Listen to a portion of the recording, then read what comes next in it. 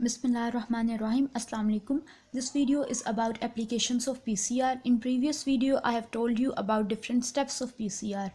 Application से पहले मैं आपको इसके 2-3 एडवांटेजेस बता देती हूँ। पीसीआर एक बहुत रैपिड और सेंसिटिव मेथड है फॉर डीएनए एम्प्लीफिकेशन। ठीक है, पीसीआर से आप within minutes billions of copies of target DNA sequence आपको मिल जाती हैं। अच्छा, what are applications of PCR? 3 main applications हैं: comparison of normal gene with mutant gene forensic analysis में, और detection of low abundance nucleic acid sequence. देखें, PCR में आपको पता है कि डीएनए एम्प्लीफिकेशन होती है, तो ये जो एम्प्लीफिकेशन की टर्म है ना, this will helpful in understanding all applications of PCR. पहली एप्लीकेशन है comparison of normal gene with mutant gene. This application is basis for prenatal diagnosis of congenital diseases like cystic fibrosis. Cystic fibrosis autosomal recessive congenital disorder है। इसमें main problem क्या होती है कि gene that codes for CFTR protein. What is CFTR protein? It is cystic fibrosis transmembrane conductance regulator protein. Gene that codes for this protein undergoes mutation. इसमें mutation हो जाती है, उस जीन में म्यूटेशन हो जाती है। कौन सी म्यूटेशन होती है? Most commonly it is 3 base deletional mutation. 3 base deletional mutation. अगर डिलीशनल म्यूटेशंस हो गई हैं तो कॉमन सेंस की बात है कि अगर डिलीशन हो गई तो जो म्यूटेंट जीन आएगी उसकी लेंथ कम होगी। एक नॉर्मल जीन होगी आपके पास और एक म्यूटेंट जीन होगी, तो म्यूटेंट जीन की जो लेंथ है वो कम होगी। नॉर्मल जीन में 63 बेस पेयर्स और म्यूटेंट जीन में 60 बेस पेयर्स होंगे, क्योंकि जो जो बेसिस का सीक्वेंस है 3 base sequence that codes for amino acid phenyl alanine amino acid के लिए जो कोडोन है, जो सीक्वेंस है 3 बेस सीक्वेंस, वो एब्सेंट है।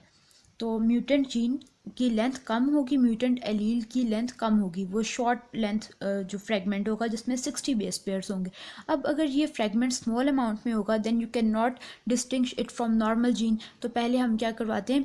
पीसीआर से एम्प्लीफिकेशन हो जाती है। फिर पीसीआर के एम्प्लीफिकेशन प्रोडक्ट से आपके पास ये म्यूटेंट जीन इतनी सफिशेंट अमाउंट में प्रेजेंट होता है कि you can easily differentiate it from normal gene. तो इस तरह प्रीनेटल डायग्नोसिस हो जाती है कंजेनिटल डिजीज़ की, जिसमें हमने बात कर ली है सिस्टिक फाइब्रोसिस जो कि ऑटोसोमल रिसेसिव है।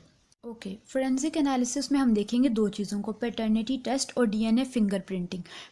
As the name indicates, paternity test मतलब इससे आप पीसीआर से हम एक बच्चे, एक न्यूनेट का उसके पेरेंट्स के साथ जो डीएनए वो भी मैच कर सकते हैं, जिससे पैटर्निटी का पता चल जाता है। और डीएनए फिंगरप्रिंटिंग के जितने भी क्राइम सीन्स होते हैं, एब्यूज़ के रिपोर्ट्स आते हैं, या जो भी मर्डर के जो सीन्स क्राइम्स हो जाते हैं, उसमें आप डीएनए फिंगरप्रिंटिंग मतलब विक्टिम का हम पता लगा सकते हैं उसके एक स्मॉल हेयर से भी, एक स्मॉल से ब्लड स्पॉट से या फिर सीमेन सैंपल से you can easily get the DNA sample of victim.